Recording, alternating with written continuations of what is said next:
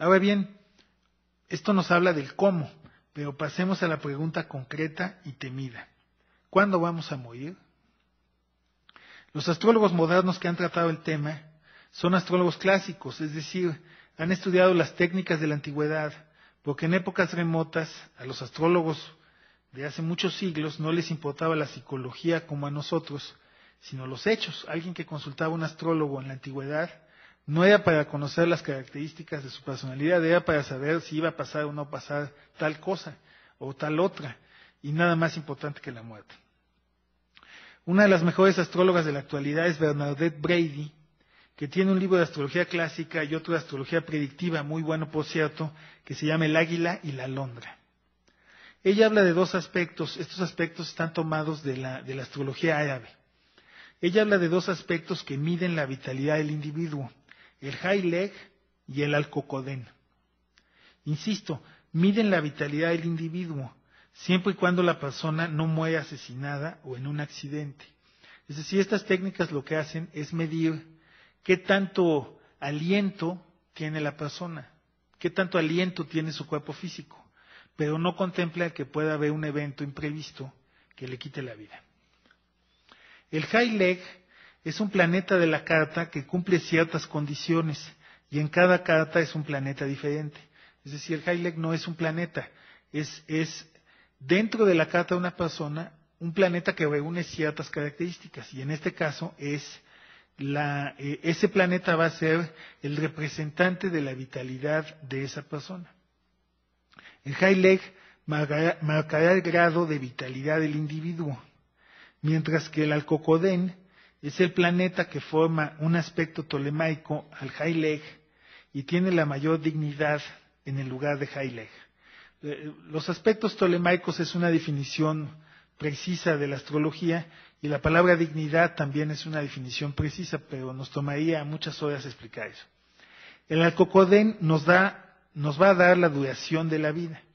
Entonces el High-Leg nos habla de qué tanta vitalidad tiene alguien y el Alcocodén es como el cronógrafo del High-Leg. Estas técnicas vienen de los árabes.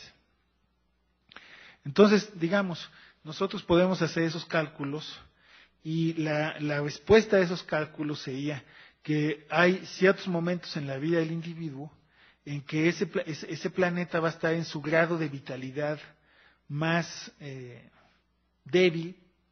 Y entonces imaginemos que sea una velita, digamos que se puede decir en tales fechas, cada tantos años, cuando cumpla tantos años, tales otros, la velita va a estar tan bajita que en una de esas, si en ese momento se reúnen otras características, el individuo puede perder la vida, ¿no? Ahora, hay otra técnica que quiero mencionar aquí.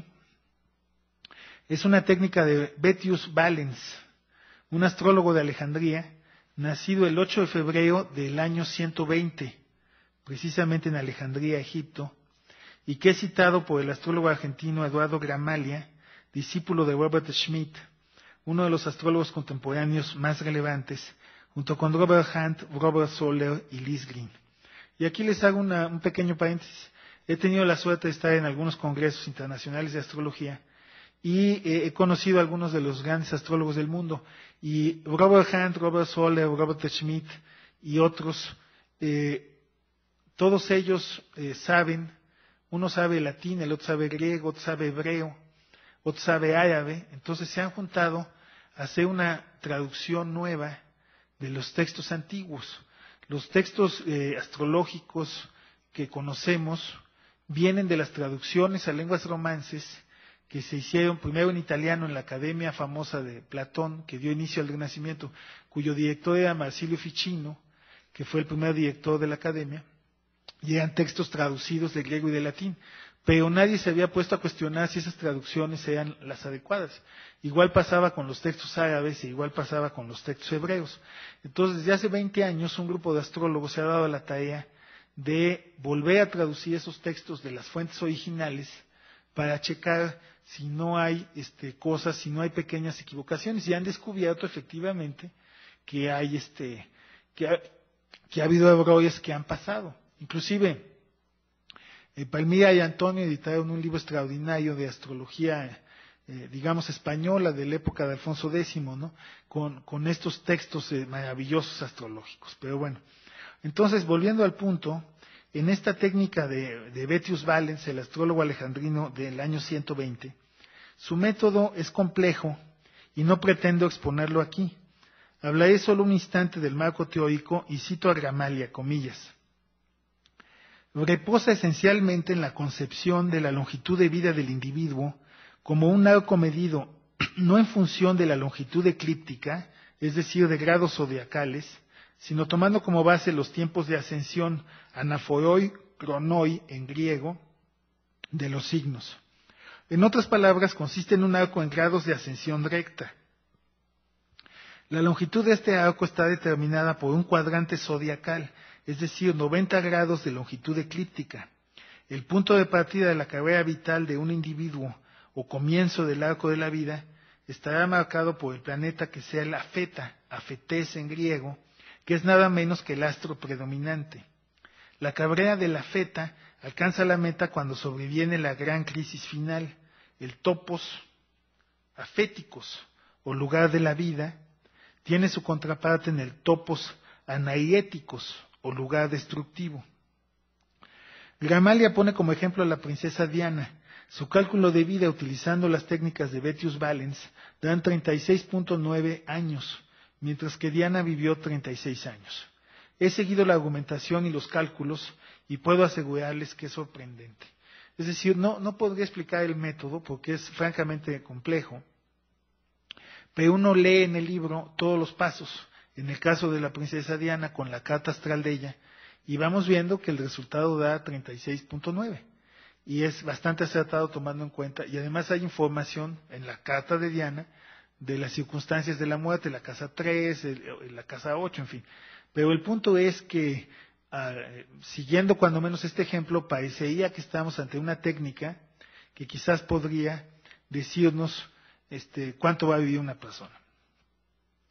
Resumiendo y para acercarnos al fin de esta charla, la astrología nos puede dar datos sobre cómo serán las transformaciones profundas en nuestra vida, es decir, las muertes simbólicas, las grandes pérdidas, los cambios significativos. La astrología nos puede decir también, en principio, cómo podrá ser nuestra muerte en términos simbólicos.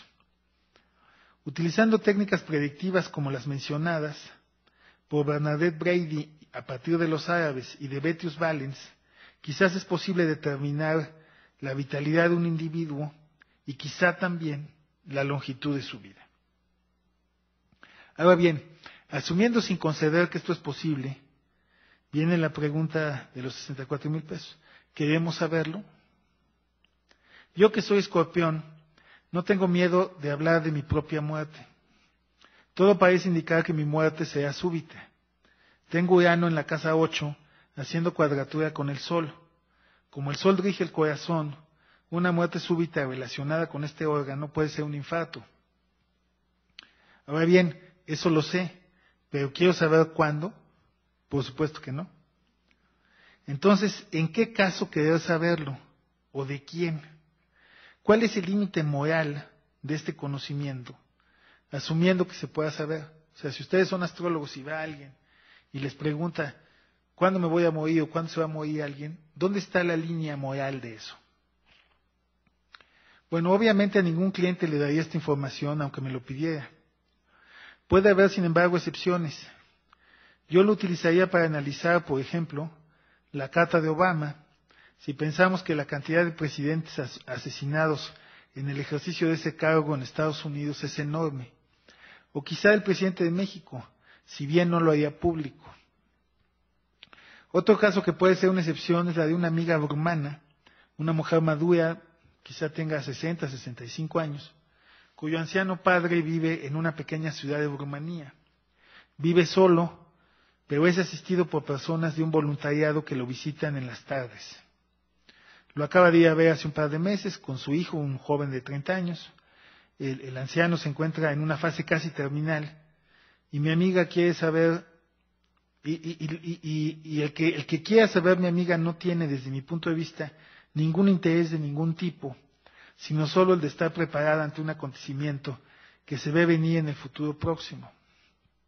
O sea, ya sabemos que todo parece indicar que el Señor le queda poco tiempo y ella quiere un poco prepararse en función de que, bueno, Rumanía no está tan cerca como puede estar otra ciudad de nuestro país o de Estados Unidos, en fin. Son excepciones posibles a la regla.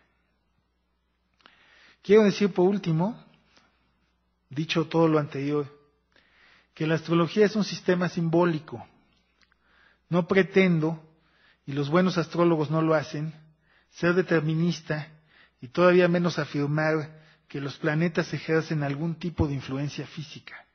Insisto, es un sistema simbólico, un estudio de ciclos en el que la imaginación se alía con un complejo entramado de técnicas nacidas de la observación de los astros y su correlación con lo que pasa en la Tierra.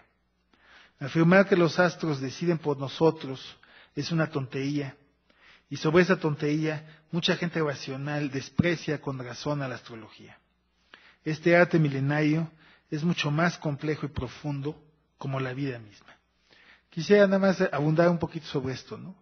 Los astros no deciden nada, los astros son en un sistema simbólico, describen, ¿no? Les damos una cierta, como dirían los antropólogos, un animismo, les concedemos una vida, una voluntad, porque así nos entendemos mejor y decimos Marte hace esto, Plutón hace aquello. Lo cierto es que son símbolos y es un sistema de símbolos en movimiento donde la imaginación juega un papel importante a partir precisamente de la observación de los astros y de lo que pasa en la Tierra. Pero pretender lo contrario o afirmar lo contrario es lo que precisamente le ha dado mala fama a la astrología.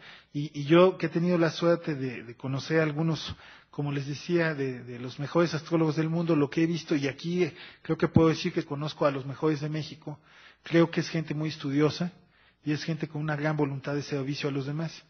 Pero bueno, hay de astrólogos a astrólogos, pero también hay de médicos a médicos y hay de choferes a choferes, ¿no? Bueno, espero haber despertado su interés sobre la aproximación a la muerte que puede ofrecernos la astrología. En estos 2 días tendremos además la participación de un etnólogo, de un teósofo, de un experto en el cristianismo y en el islam, y de un lama tibetano, todos reflexionando sobre la muerte. Así el Foro Cultural Chapultepec se suma a la celebración del Día de Muertos, que en nuestro país, México, la tierra de Mixtlán, festejamos cada año y cuya importancia ha sido reconocida por la UNESCO como Patrimonio Cultural Intangible de la Humanidad, gracias al esfuerzo de mi amigo el etnólogo Saúl Millán, quien después de un breve receso hablará ante ustedes. Termino afirmando que la muerte forma parte de la vida. Es nuestro último acto de vida. Por ello, celebrar la muerte debe ser festejar a la vida y entender que ambos son procesos indisolubles, porque no hay muerte sin vida y la vida solo se puede entender desde la conciencia de la muerte. Muchas gracias. Abrimos la mesa y como bien decía Antonio, tenemos espacio para 3 preguntas. ¿Quién quiere decir algo, comentar algo, preguntar algo? Buenas noches. Buenas noches. Mi nombre es Marina Hernández. Mucho gusto. Soy tanatóloga y me interesó mucho este tipo de conferencias. Por eso estoy aquí.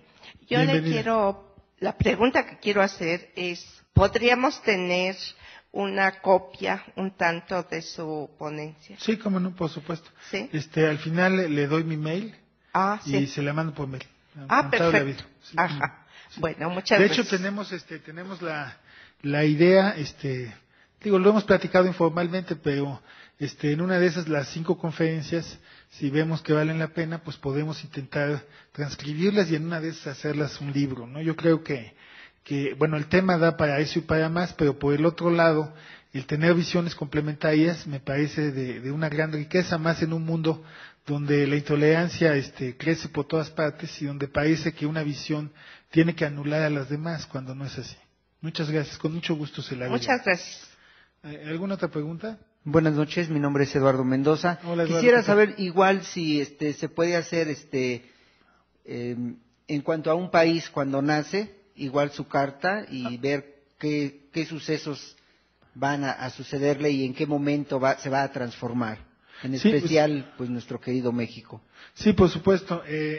Cada país tiene su propia carta natal, que es el momento en el que se constituye como país o que se constituye como una etapa nueva o diferente dentro de ese país. Estoy pensando en Francia, donde se puede hacer la carta de la Cuarta República o de la Quinta República. Siendo Francia, de todos modos hay como un cierto corte ahí constitucional.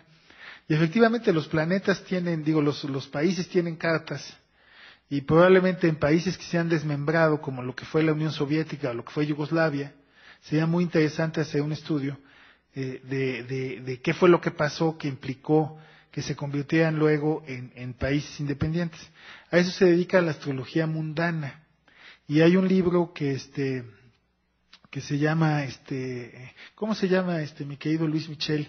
El libro maravilloso, Astrología Mundana, es ¿tú recuerdas ahorita?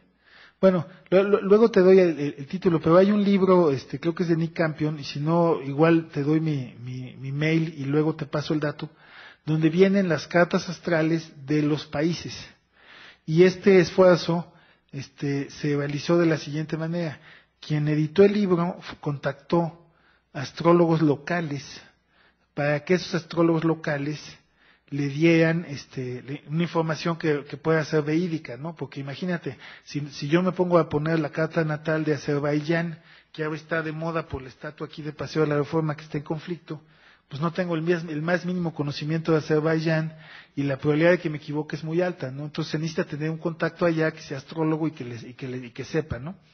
Pero no es algo tan sencillo porque, por ejemplo, aquí en México se usan distintas cartas y el momento de nuestro nacimiento debe ser el 28 de septiembre de 1821, cuando se firma finalmente, o sea, cuando México pasa a ser un país independiente. O sea, no es el inicio de la independencia, sino la consumación de la independencia.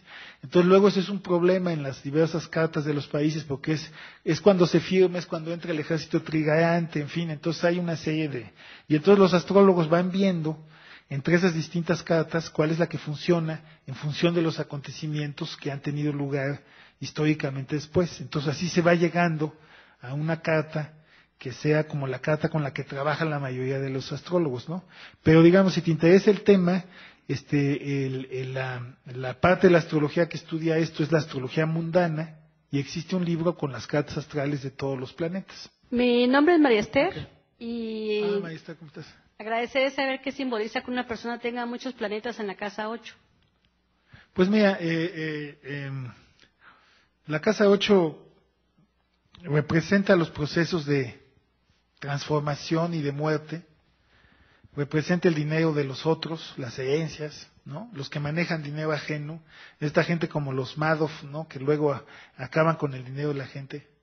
Representa también la sexualidad, representa la muerte física, ¿no? Es una gente con muchos planetas en la casa 8, puede ser un buen detective privado, puede ser un actor porno, puede ser un detective, ¿no? Puede ser un médico de los médicos que trabajan con la muerte, puede ser un tanatólogo, ¿no? Sí, yo he llegado a la gente que me ha visto como astrólogo y que tiene muchos planetas en la casa 8, un poco esas preguntas también las he hecho, ¿no? ¿Por qué no te dedicas a la tanatología? Y ha habido casos en los que han dicho, no lo había pensado, pero los médicos forenses, ¿no? Toda esta gente que tiene que ver con la muerte, los que trabajan en las pompas fúnebres, que no sé por qué le pusieron así, es una cosa graciosa, pero bueno, la gente que, por ejemplo, la gente que limpia los cadáveres y los cose, debe tener planetas en la casa 8, no cualquiera tiene el estómago, y yo me quito el sombrero, para hacer ese trabajo que es un servicio a la sociedad y es un servicio muy importante, y no todo el mundo lo hace, ¿no? Pero también tiene que ver con la sexualidad, y con la sexualidad entendida desde un punto de vista de Escorpión, que es la sexualidad que juega con la muerte. Decía una vez un amigo astrólogo, ¿no? Que hacer el amor con alguien con condón es la casa 5 y hacerlo sin condón es la casa 8, porque ahí te juegas la vida, ¿no? Entonces vean cómo podríamos hablar de la casa 8 o dar una conferencia sobre eso nada más. Tiene que ver con el sexo, tiene que ver con la muerte, tiene que ver con el dinero de los otros. Por ejemplo, el escritor que mejor ha tratado estos temas probablemente en la historia de la literatura sea Fyodor Dostoyevsky, ¿no? Un escorpión que habla de sexo, habla de muerte y habla de dinero, ¿no? Y todos los que hemos leído Crimen y Castigo, los hermanos Karamazov, en fin, todas sus grandes obras, pues vemos ahí la literatura de un escorpión, y no recuerdo ahorita su carta, pero seguramente tenía muchas cosas en la casa 8. Te agradezco mucho, les agradezco mucho a todos. Como vienen otros dos conferencistas, entonces vamos a hacer este pequeño receso. Quiero simplemente presentar, aunque lo va a volver a hacer mi amigo Antonio. Bueno, primero también quiero decir, Antonio Palmilla, de Sincronía Encuentros y de la editorial, son unos editores de Barcelona que han venido a México a picar piedra, a abrir espacios culturales, a conocer autores mexicanos, a abonar por la cultura, y en buena medida estamos aquí también por ellos, por su esfuerzo, por su entusiasmo, y estoy muy contento de que hayamos unido esfuerzos y les agradezco mucho. Y ahorita va a venir a continuación, después del receso, mi amigo el etnólogo Saúl Millán, que conozco hace muchos años, y lo voy a decir porque es necesario decirlo. Él fue el que armó el expediente para que México, la posibilidad de que la fiesta de muertos fuera reconocida por la UNESCO como Patrimonio Cultural Intangible de la Humanidad. Él estuvo detrás de este proceso y fue quien preparó los documentos, la carpeta, etcétera, para que esto fuera realidad. Entonces, como le decía yo en el lobby, si bien es mi amigo, de todos modos lo quiero decir en público, creo que los mexicanos le estamos agradecidos con él porque puso ahí su granito de arena para que esta fiesta tan importante fuera reconocida en todo el mundo. Entonces, muchas gracias y nos vemos en 10 minutos con el siguiente conferencista. Gracias.